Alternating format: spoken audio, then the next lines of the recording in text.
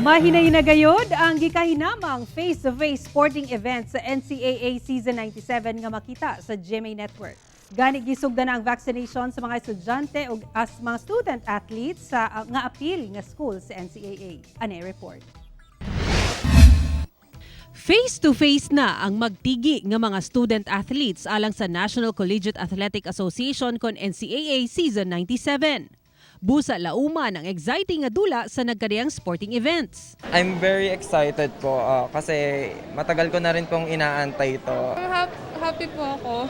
Mas gagalingan po namin. Gisugdan na karon sa mga opisyales ang guidelines alang sa pagsugod sa face-to-face training o games nga halos kapareha sa guidelines sa face-to-face classes.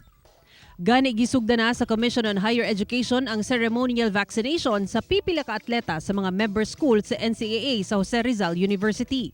Vaccination is putting another layer of protection. Sa sports medyo dapat mas detalyado tayo kasi hindi ka pwedeng mag-social distancing sa sport. Hugot na sabang ipatumang health and safety protocols. Gawas nga dunay regular nga COVID-19 testing, una ug samtang nakabubble setup ang mga players, walay puas usab ang pagpangandam ilabi na nga dako kining tabang sa pagbalik sa face-to-face sports sa bahin sa mga atleta.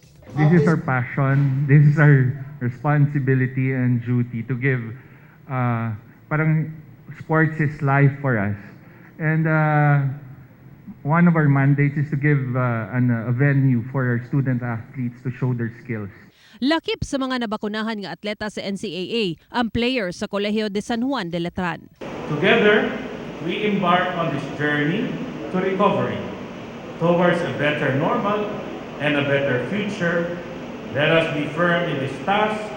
Let us be brave and upright.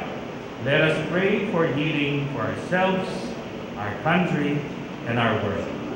Ako si sarahhilomen-velasco para sa One Mindanao.